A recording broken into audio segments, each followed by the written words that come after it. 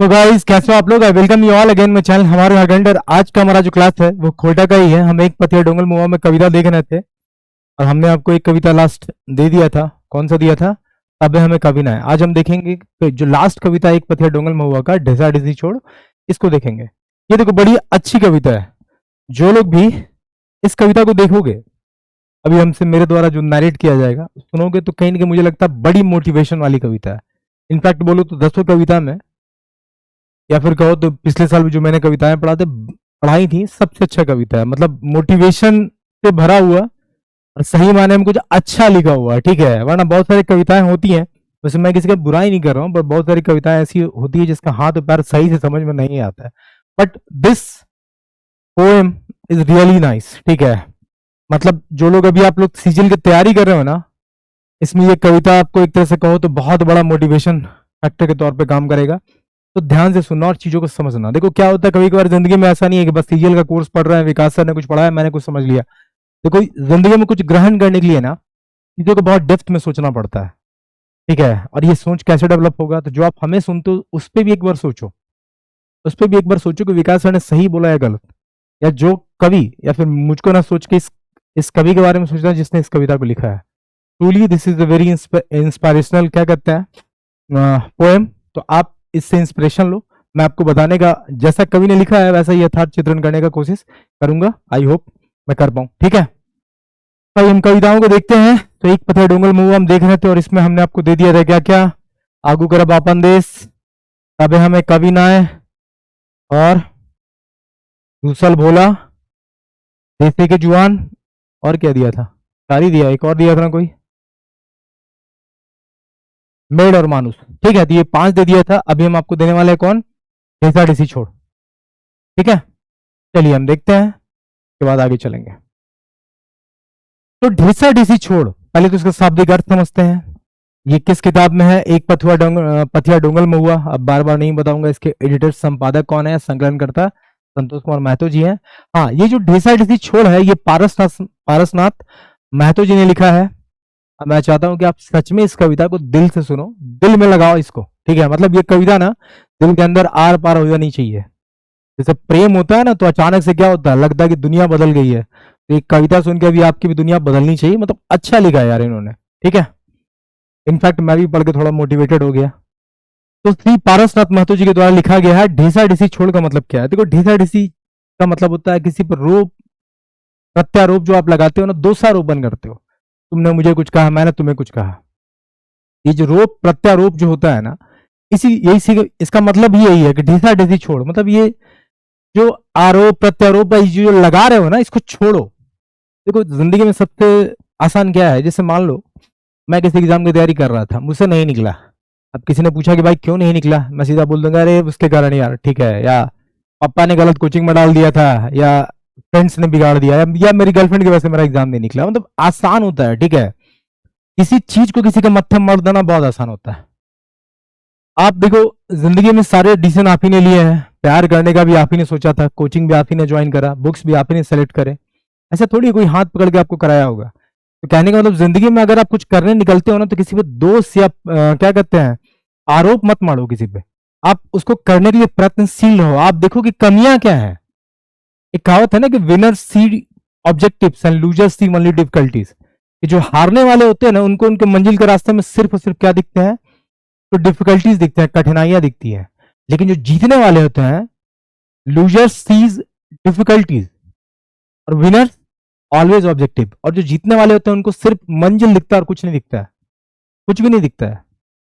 और आमतौर पर आपको जिंदगी में ऐसा बहुत कुछ होगा जैसे आपको लगेगा नहीं यार इसके वजह से नहीं हुआ, उसके वजह से नहीं हुआ, लेकिन बहुत बार वही चीज आपको ऊपर उठाती है।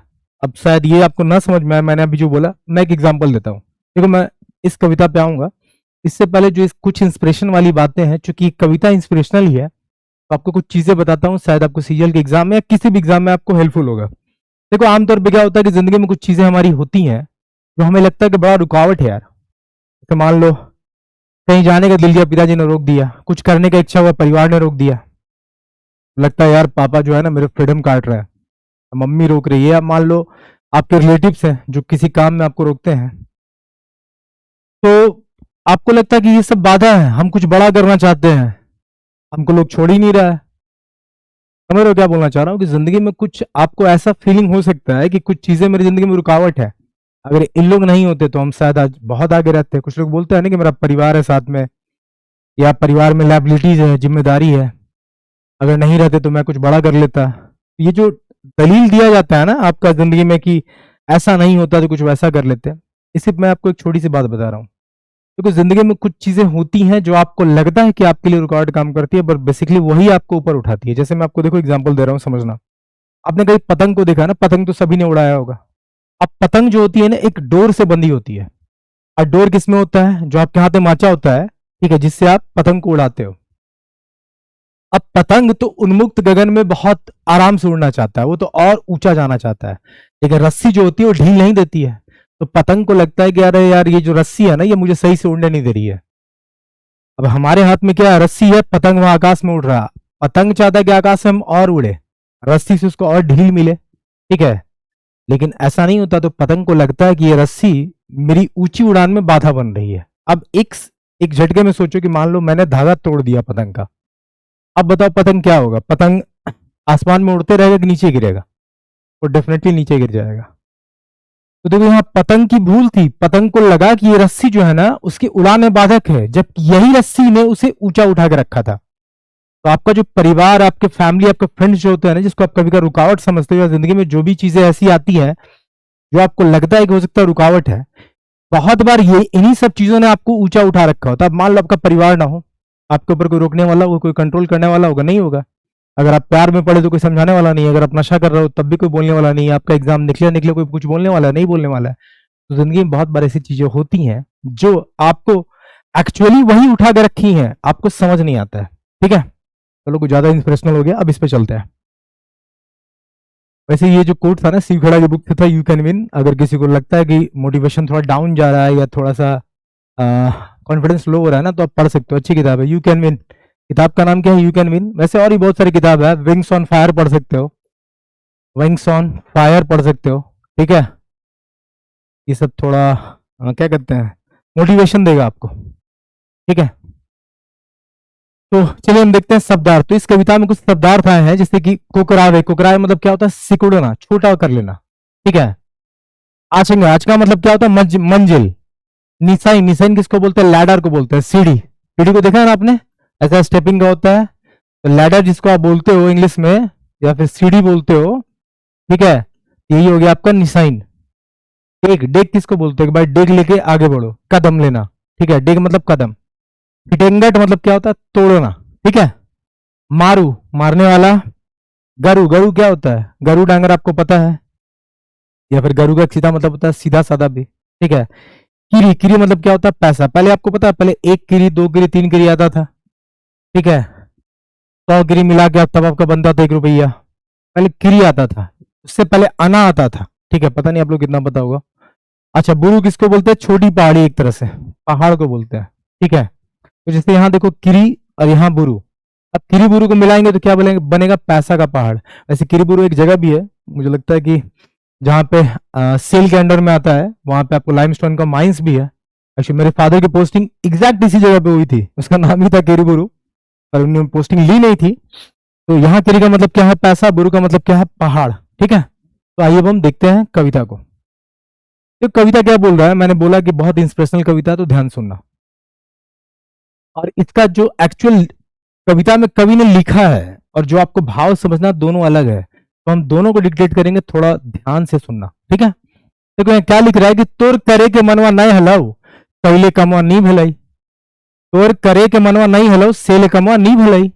मतलब तुम्हारा करने का मन नहीं था इसलिए काम नहीं हुआ, मन यदि रह लाऊ तो कमवा है जे तलाई। बड़ा प्यारा है, पहले समझो, पहले मैं पढ़ देता हूँ फिर मैं इसको डिक्टेट करता हूँ। कि तोर करे के मनवा नहीं हलाऊ, पहले कमवा नहीं भलाई। मन यदि रह तलाऊ तो कमवा है जी तलाई। ढेसा ढेसी छोड़, उसका वे के बाइन कर, टोका टोकी छोड़, लेबदावे के काइन कर। पूरा का मतलब समझना, बड़ा प्यारा मतलब है। देखो क्या बोल रहा है कि तोर करे के मनवा नहीं हलाऊ, पहले कमवा नहीं भले। कि भाई तुम्हारे करने का दिल नहीं था, तुम्हारे करने का मन नहीं था, इसलिए काम नहीं हुआ, ठीक है। आमतौर पे क्या होता है, मान लो मुझे कोई काम दिया, मैंने नहीं किया, अब उसके लिए मैं बहाने बनाऊंगा। भाई मेरा काम करने का दिल नहीं था इसलिए काम नहीं हुआ। वही कभी बोल रहे कि तुम्हारा करने का मन नहीं था, अगर तुम सीजीएल की तैयारी करना चाह रहे हो, तुम इसमें चाह रहे हो कि एक सिलेक्शन मिले, या आप जेपीएससी किसी की भी कोई भी एग्जाम की तैयारी करना चाह रहे हो, एसएससी यूपीएससी कोई भी, आप अगर किसी एग्जाम की तैयारी करना चाह रहे हो और आपका सिलेक्शन नहीं हो रहा है, इसका मतलब आपका दिल नहीं था। अगर दिल होता ना तो हो जाता। वही लिख रहे हैं कभी कि मन जो दिरा तलाओ तो कमा हाई जतलाई। अगर मन आपका रहता तो काम हो ही जाता। कहते हैं ना कि एक अच्छी शायरी भी है कि कौन कहता है आसमान में सुराग हो नहीं सकता, एक पत्थर तो तबीयत से उछालो यारो। कि भाई अगर आप तबीयत से, कहने का मतलब कि अगर आपने दिल से एक पत्थर भी उछाल दिया ना तो वो पत्थर कमाल करके दिखा सकता है। तो कवि लिखते हैं कि तुमको करने का दिल नहीं था इसलिए तुम्हारा काम नहीं हुआ। अगर तुम्हारा करने का मन रहता, मन जो दिरा तलाओ, अगर मन होता करने का तो कमो हाई जीत ले, तो काम हो जाता। अब ढेसा ढीसी छोड़, ये जो रोप रोप प्रत्यारोप लगा रहे हो ना दूसरे पे, दोषारोपण कर, उसको छोड़ो। उसका आवे के बाइन कर, टोका टोकी छोड़, लेपदावे के काइन कर। कि ये दूसरे पे रोप प्रत्यारोप लगा रहे हो, उसका रहे हो दूसरे को। नहीं होता कि भाई पढ़ाई हो रहा है तुम्हारा, क्या कर रहे हो, उसकाना नहीं होता है किसी को, किसी बात पे उसका देना, कह रहे तुम्हारा सिलेक्शन नहीं होगा। टोका टोकी छोड़, किसी को टोक देना कि भाई क्या हुआ तुम्हारा एग्जाम निकला, खुद का ठिकाना नहीं है पर दूसरे का पूछ लेंगे। ये टोकना छोड़ो, टोका टोकी करना छोड़ो, तंज कसना उकसाना छोड़ो, लेप दावे के काइन का। इसको समझना, ये सेंटेंस को समझना। लेपदा समझते हो ना, लेपदा किसको बोलते हैं, डंडा को बोलते हैं। देखो आमतौर पे मान लो एक पेड़ में पका हुआ फल है और आपको फल खाना, तो क्या करना होगा, कम से कम या तो पेड़ पे चढ़ना होगा, और आप नहीं चढ़ पाते हो, असमर्थ हो, आपको चढ़ने नहीं आता, तो आप क्या करोगे, पत्थर या लेवदा लेके उस फल को मारोगे ताकि फल टूट जाए और आपको खाने को मिल जाए। तो यही बोलना चाह रहे कि लेवदावे के काइन करके भाई प्रयास करो, प्रयत्न करो। लेवदावे का मतलब इसे लेवदा उठा के मारते हो ना, ये यही मैं बोल रहा था कि आपको भाव को समझना होगा। ये जो लिखे हैं कि लेवदावे के काइन कर, मतलब प्रयास करो। अगर कुछ जिंदगी में पाना है तो प्रयास करो, अगर मंजिल को पाना है तो प्रयास करो। दूसरों को टोको मत, किसी को उकसाओ मत, मतलब किसी को छेड़ो मत, किसी पे दोष मत लगाओ, ढिसा ढिसी छोड़, किसी पे रोप रोप प्रत्यारोप मत करो, ठीक है, किसी को तंज मत कसो। तुम अपने मंजिल के लिए सतत प्रयत्नशील रहो, प्रयास करो। कि अगर तुम्हारा करने का दिल होता ना तो काम हो जाता। अगर तुम्हारी चाहत है कि एग्जाम निकल जाए ना ये सीजीएल का, तो तुम निकाल लोगे, बस तुम्हारी चाहत होनी चाहिए।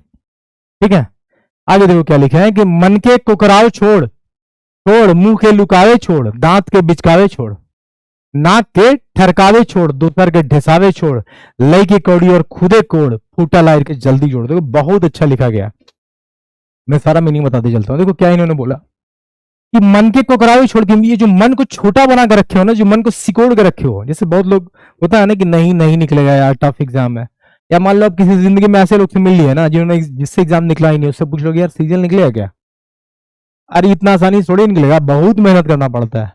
तो भाई अब उसको क्या है कि सामने वाले का मन छोटा हो जाएगा, दिल छोटा हो जाएगा। तो यहाँ मने के कोकरावे छोड़, कहने का मतलब दिल को छोटा नहीं करो, अपने मन को छोटा मत करो। मुंह के लुकावे छोड़िए, मुंह को जो ये छोड़ होगा, ठीक है, मुंह के लुकावे छोड़िए, मुंह को छिपाना बंद करो।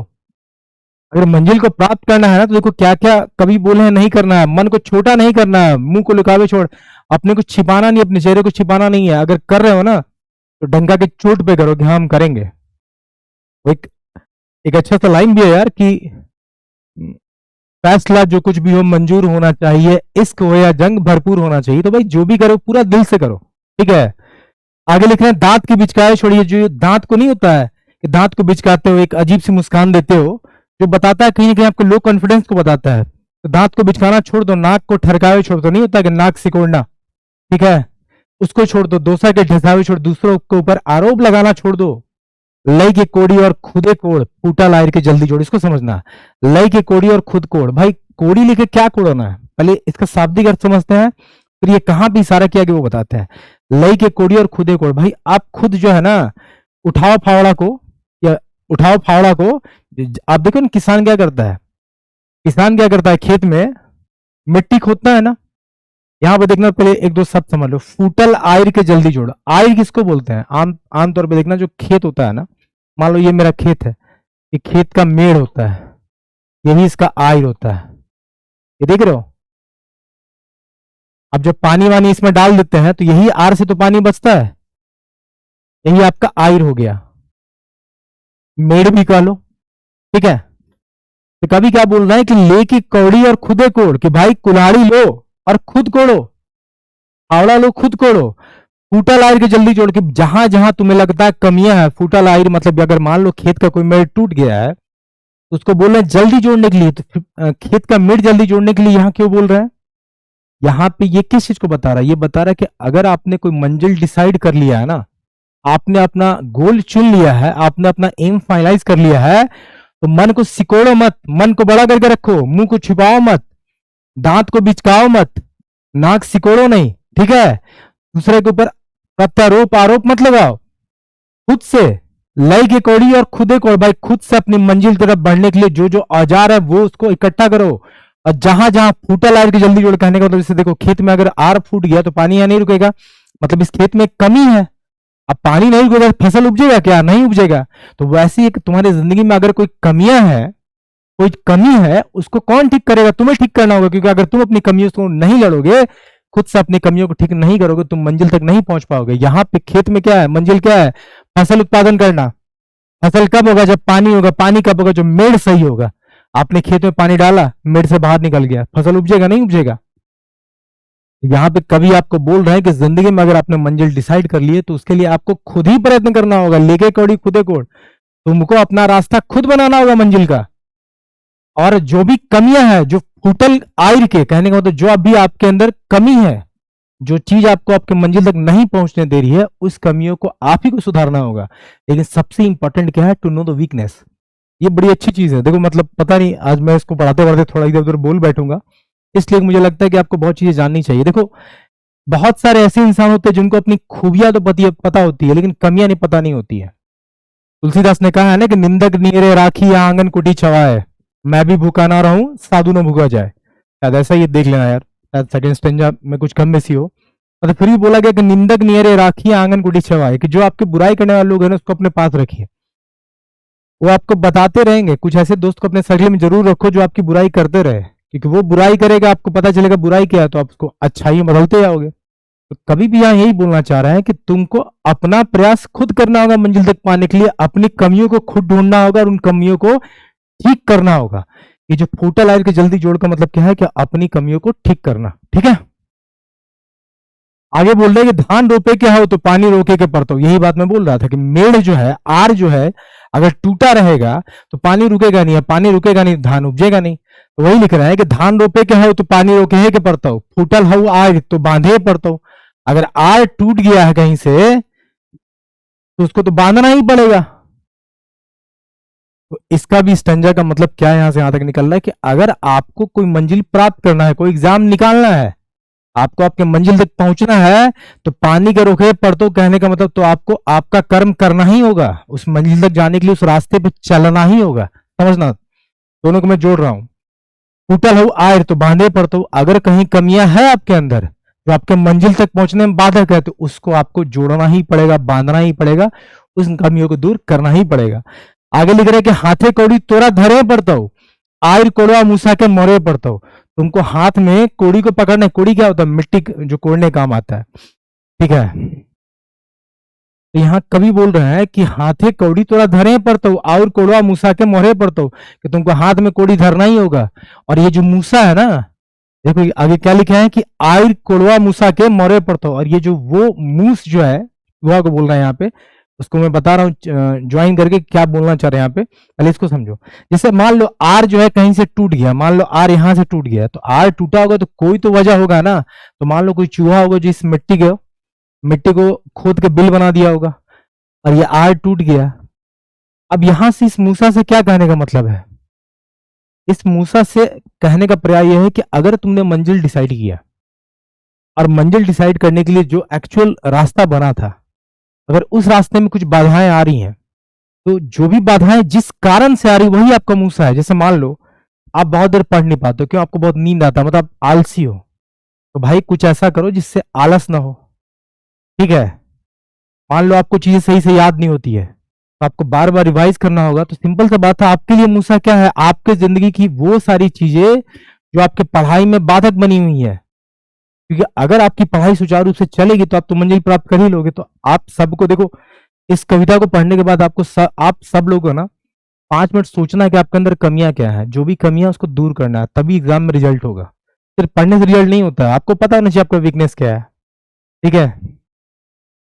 तो यहाँ पे क्या बोलना चाहे कवि कि देखो जैसे धान के फसल के लिए पानी को रोकना ही है, तो वैसे आपको मंजिल प्राप्त करने के लिए अपना रास्ता बनाना ही होगा, और वो सारी चीजें जो आपके मंजिल मंजिल तक पहुंचने में बाधक है, उन सब चीजों को दूर करना होगा। जैसे हम मूसा को मारने बोले ना, तो यहाँ बोलने का मतलब क्या है कि आपको आपके अंदर की कमियों को दूर करना होगा। आगे लिख रहे हैं कि दोसर के नाई ढिसावे पड़ता हो, लई ले कोड़ी और खुदे कोड़, फूटा लार के जल्दी जोड़।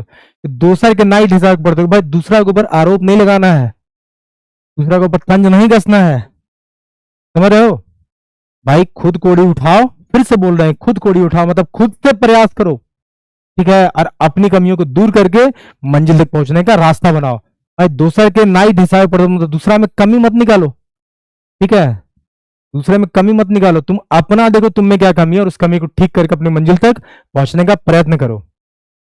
देखो आगे लिख रहे हैं कि आजगा चढ़े कि हाउ तुम निशान लगाए पड़तो, यहां भी देखो बड़ी अच्छा लिखे हैं। देखो आजगा क्या होता है, ये होता है मंजिल। आजगा क्या होता है, मंजिल, मैंने अब बोला है आजगा क्या है, मंजिल। ये लिख रहे हैं फिर कि आजगा चढ़े के हाउ तो निशान लगाए पड़तो। अगर आपको मंजिल तक जाना है ना तो आपको सीढ़ी लगाना ही होगा। निशान किसको बोलते हैं, सीढ़ी को बोलता है, निशान मतलब सीढ़ी। अगर आपको आचगा चढ़ना है, कहने का मतलब मंजिल के ऊपर पहुंचना है, समझना, भाव को समझना, अगर आपको मंजिल के ऊपर पहुंचना है तो आपको सीढ़ी लगाना ही होगा। दापाइने दाप दिए पड़ता हो, नाई चढ़े के हाउ तो मटियाल रहा। और दापाइने दाप मतलब एक एक स्टेप आपको लेना ही होगा, स्टेप बाय स्टेप, तभी आप अपने मंजिल तक पहुंचोगे। तो अगर आपको मंजिल तक जाना है तो आपको सीढ़ी लगाना होगा। कौन सा, उस सफलता की सीढ़ी लगानी होगी। सीढ़ी लगाने का मतलब क्या है कि आपको स्टेप बाय स्टेप प्लानिंग करना होगा और फिर एक एक स्टेप उठाना होगा। जैसे मान लो अभी आपने सोचा कि मुझे यूपीएससी करना है, तो यार एक दिन में नहीं होगा, आपको एक लंबी चौड़ी प्लानिंग करनी पड़ेगी, 6 महीने 8 महीने 10 महीने की, और हर दिन उस तरह से काम करना होगा। यही आपका क्या हुआ, स्टेप बाय स्टेप एक्शन हुआ। तो यही कभी यहां बोल रहे हैं कि अगर आपको मंजिल तक पहुंचना है तो आपको उस सफलता की सीढ़ी लगानी होगी, और उस पर दापने दाप, कहने का मतलब स्टेप बाय स्टेप आपको धीरे पड़ता मतलब लेना पड़ेगा, कदम उठाना पड़ेगा। नहीं चढ़े के हाउ तो मटियाल, अगर नहीं चढ़ना है तो फिर मटियाल रहो। मटियाल करने का मतलब चुपचाप बैठे रहो। चढ़ती जवानी में सठियाल रहा। अब सठियाल क्या है, सठियाल जो 60 साल की उम्र होता है, नहीं बोलते कि यार सठिया आ गया।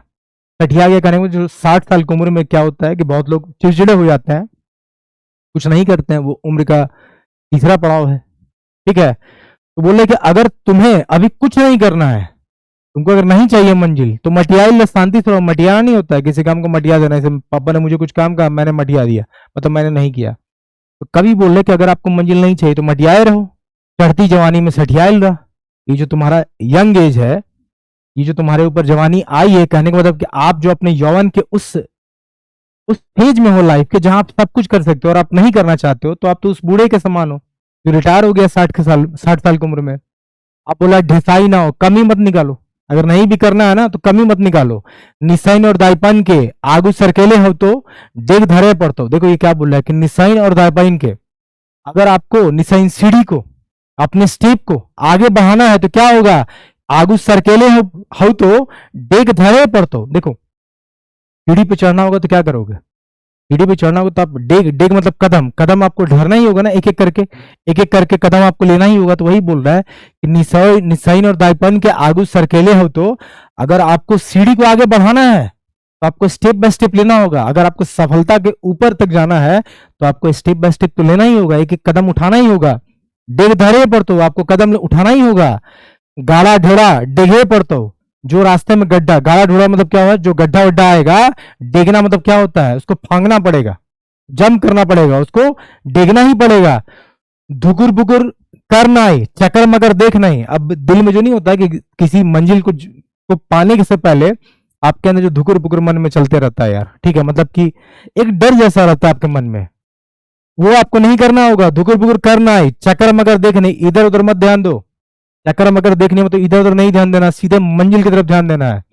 जैसे अर्जुन ने जब मछली की आंख में तीर मारी थी और उसे जब पूछा गया कि आपको क्या दिख रहा है, तो उसे सिर्फ वो आंख ही दिख रही थी मछली की।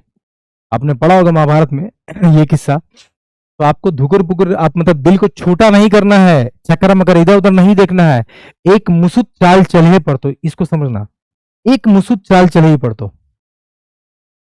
कहने का मतलब कि अगर आपने कोई मंजिल तय करा है और आपको उसको पाना है तो आपको एक मुश्त चाल चलना होगा। इसको आप ऐसे समझो, आपने हमेशा सुना होगा कछुआ और खरगोश की रेस में जीतता कौन है, कछुआ।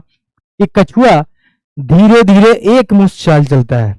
ऐसा नहीं है कि पहले बार में 4 स्टेप कूद गया फिर 2 स्टेप पीछे गया, वैसा नहीं है। लेकिन खरगोश जो है, खरगोश को देखना, उसका चाल जो होता है फिक्स नहीं होता है। कभी 4 स्टेप जंप करेगा, कभी 2 स्टेप, कभी रुक जाएगा। तो एक मुश्त चाल क्या होता है कि एक डेफिनेट वे में एक सही तरीके से हर दिन कुछ ना कुछ पढ़ते चलना है। ठीक है, तो यही एक मुश्त चाल चले ही पढ़ते हो। काइटले बांस छोट और बोड़, टूटल निशन के जल्दी जोड़, ढिसा ढिसी छोड़।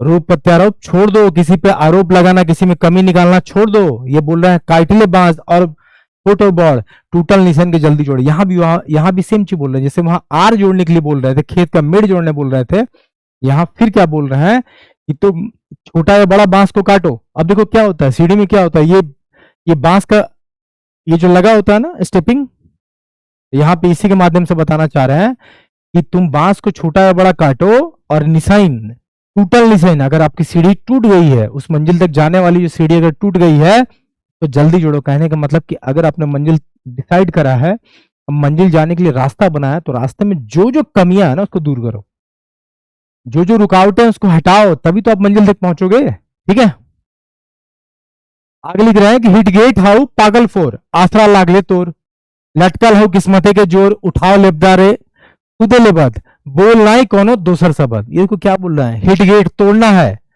हाउ पागल फॉर फल, आसरा लागले तोर।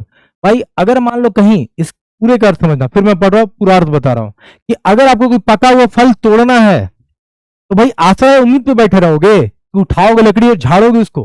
कहने का मतलब हम लोग क्या करते हैं, आम का बगीचा में जाते हैं, अगर फल पका हुआ है तो किसी न किसी चीज को तोड़ने का प्रयत्न करते हैं। तो वही कवि यहां बता रहे हैं कि अगर तुम्हें पका हुआ फल चाहिए, मतलब तुमको अगर वो मंजिल चाहिए, तो तुमको प्रयास करना होगा, तुम्हें लेबदा उठा के उसे तोड़ना होगा। लटकल हो किस्मत है, जो किस्मत के भरोसे नहीं छोड़ना है कि मिलेगा तो मिलेगा। भाई डेस्टिनी कुछ नहीं होती है, डेस्टिनी क्या होती है, और वैसे भी कहा गया फॉर्चून फेवर्स ब्रेव, किस्मत भी उसी के साथ देती है ना जो एक्चुअली ब्रेव होते हैं, जो करते हैं। भगवान भी उसी के साथ देते हैं। डेस्टिनी के लिए क्या कहा गया, destiny is the bridge that you build to the one you love. ठीक है, तो भाई अगर आपको मंजिल से प्यार होगी तो आप वो ब्रिज बना लोगे। Destiny is the bridge that you build to the one you love. तो अगर आपको उस मंजिल से प्यार होगा ना तो आप रास्ता बना ही लोगे। वो जो क्या कहते हैं ब्रिज, आपका पुल आप बना ही लोगे वहां तक जाने के लिए। यहाँ सीढ़ी की बात की गई है, तो यही कभी यहाँ बोल रहे हैं कि अगर आपको पका हुआ फल जैसे चाहिए होता है तो आपको लकड़ी से उठा के उस फल को तोड़ना होता है।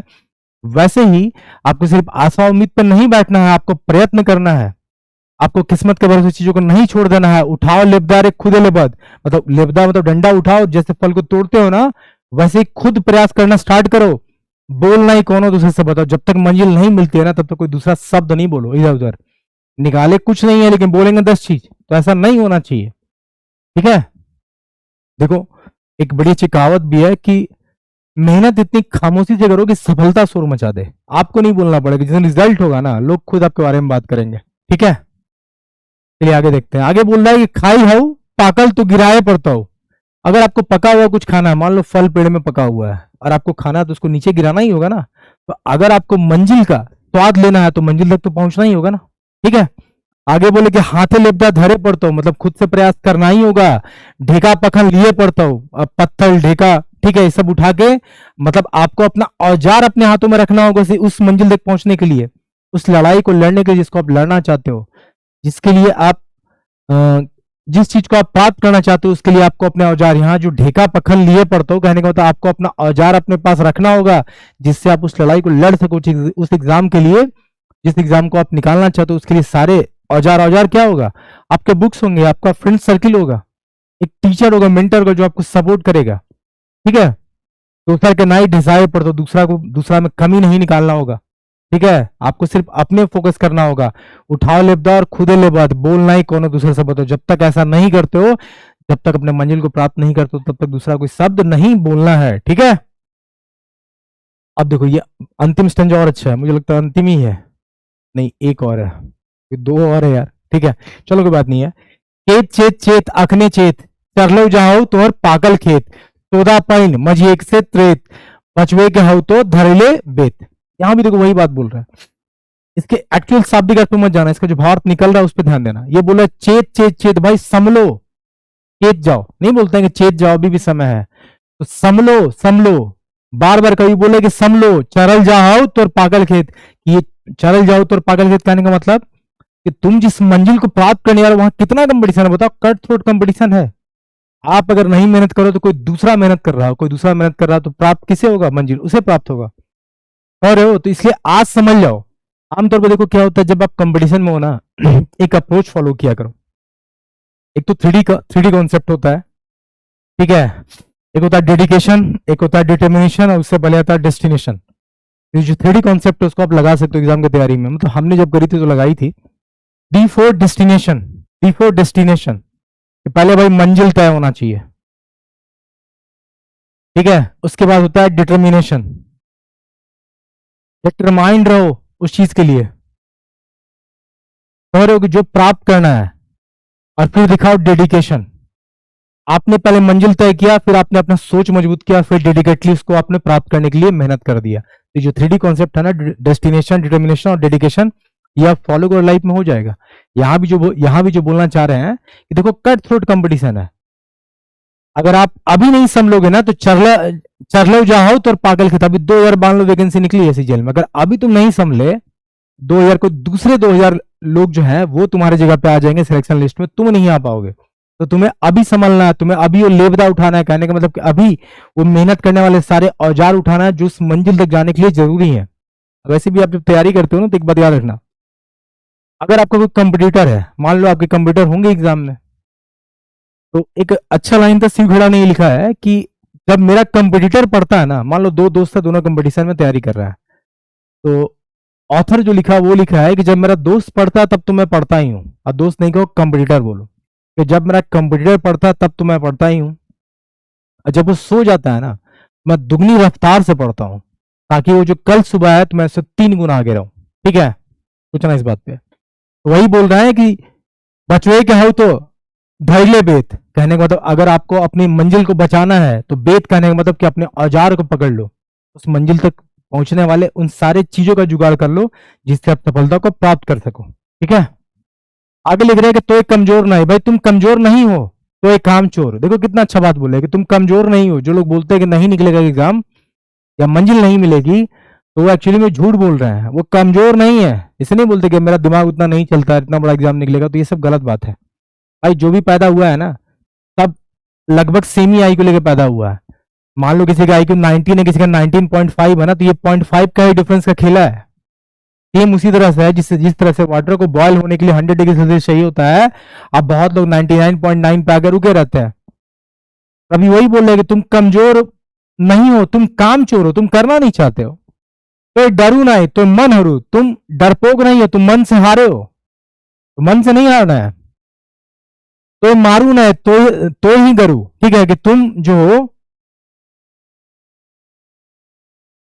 तो मारू नहीं, तुम मारने वाले नहीं हो, तुम तो सीधे साधे हो। तुम जो मारने वाला होता है, कहने का मतलब जो स्ट्राइक करने आता है वो तो चीजों को जीत ही लेता है। तो इनको रहे नहीं मन मारू कोड़े होता हो किरीबुरु, तुमको मन मार के नहीं रहना होगा। और यहाँ देखो कोड़े होता हो किरीबुरु, किरी मतलब होता है पैसा, बुरु मतलब होता है पहाड़, कि तुमको पहाड़ पैसा का पहाड़ को कोड़ना ही होगा। कहने का मतलब उस मंजिल उस सफलता तक जाना ही होगा जहां से तुम्हें जिंदगी के सारे सुख प्राप्त हो जाए। देखने कर तो एक काम शुरू, खोजे के नखो तो के गुरु। तुम अभी काम शुरू करो, आज से ही अपने मंजिल के लिए सतत प्रयत्नशील बन जाओ। कोई गुरु की जरूरत नहीं है, क्योंकि देखो वैसे भी आप जो ज्ञान अर्जन करते हो कहीं से करते ही हो। गुरु रहने से चीज आसान हो जाता है, पर ऐसा नहीं है कि गुरु नहीं होगा तो ज्ञान नहीं होगा। भाई एकलव्य देखो, द्रोणाचार्य ने उसे शिक्षा थोड़ी दी थी, द्रोणाचार्य उसे शिक्षा थोड़ी दी, तो उसने तो एकलव्य ने तो उनकी मूर्ति बना के शिक्षा ले ली थी। यहाँ जो बोल रहे उसको गलत नहीं समझना है। भाई कवि भी एक प्रकार गुरु ही है, वो शिक्षा ही दे रहा है ना कविता के माध्यम से। लेकिन यथार्थ क्या है कि अगर आप खुद से ही प्रयत्न करोगे बिना किसी गुरु का ना, तब भी आप मंजिल को प्राप्त कर सकते हो। तो ऐसा नहीं सोचना है कि बड़े कोचिंग में हम नहीं जुड़े, कोई मेरे को गाइड नहीं किया, नहीं निकलेगा। नहीं, ये सब निगेटिव बात है, ये सब निगेटिव बात है। पहले तो जिंदगी में उन लोगों से दूर हो जाओ ना, जो अगर तैयारी के फेज में हो तो जिंदगी में उन लोगों से दूर हो जाओ जो लोग आपको निगेटिव चीजें बताते हैं। जैसे जो बोलते हैं नहीं होगा, ये बड़ा वो छोटा, उन लोग से बातचीत बंद कर दो। एग्जाम तक टोटली कट ऑफ नहीं चाहिए, सारे निगेटिव चीजों को हटा दो अपने लाइफ से।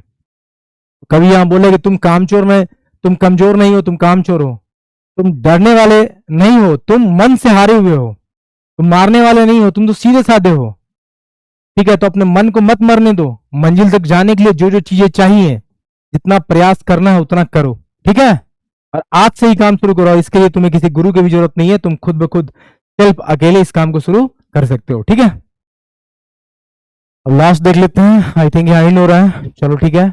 अब बीतल बातें पछतावे की छोड़, दो सर के ढिसावे के छोड़, ढिसा ढिसे छोड़। तो बोल रहे कि जो बात गुजर गया ना, मान लो अभी तक आपसे कुछ नहीं हुआ, उस बात को भूल जाओ। जो नहीं हुआ सो नहीं हुआ, जो नहीं हुआ सो नहीं हुआ। कहावत है ना, तू नहीं कोई और सही, कोई और नहीं कोई और सही, ठीक है। तो कभी बोल रहे हैं कि बीतल बातें पछतावे छोड़। बीतल बात को आप, बीतल बात पे अफसोस करना छोड़ दो। जो गुजर गया वो गुजर गया। देखो गुजरी हुई चीजों पे किसका कंट्रोल होता है। वैसे भी तो कहावत है ना भाई, कि हर साधु का एक बीता हुआ कल होता है, हर पापी का एक आने वाला कल होता है।